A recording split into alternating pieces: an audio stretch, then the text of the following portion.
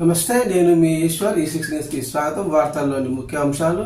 BRS MLC Kalvakuntla Kavitha bail విషయంలో సర్వత్రా ఆసక్తి నెలకొంది.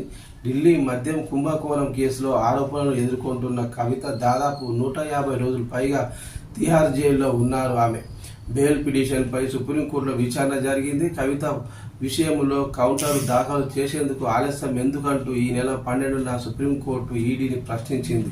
దీంతో కౌంటర్ దాఖలు చేసేందుకు సమయం కావాలని కోర్టును కోరింది.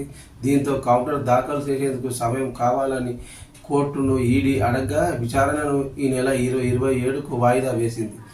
PMLA సెక్షన్ 45లోని కఠిన నిబంధనల నుంచి మహిళగా ఎమ్మెల్సీ కవితకు మినహాయింపు ఇవ్వాలని ఆమె తరపు న్యాయవాది బెయిల్ మంజూరు చేయాలని సర్వోన్నత న్యాయస్థానానికి విన్నవించారు. ఆమె తరపు న్యాయవాది సిద్ధమయ్యారు. ఇది ఇలా ఉండగా కవితకు ఉన్న ఆరోగ్య సమస్యలపై ఢిల్లీ ఎయిమ్స్ ఇచ్చిన రిపోర్టులను ఈడీ అధికారులు న్యాయమూర్తి ఎదుట ప్రవేశపెట్టారు. వీటన్నిటిని పరిగణలోకి తీసుకొని న్యాయస్థానం బెయిల్ మంజూరు చేస్తుందా లేదా వాయిదా వేస్తుందా అన్న అంశంపై బీఆర్ఎస్ శ్రేణుల్లో ఉత్కంఠత నెలకొని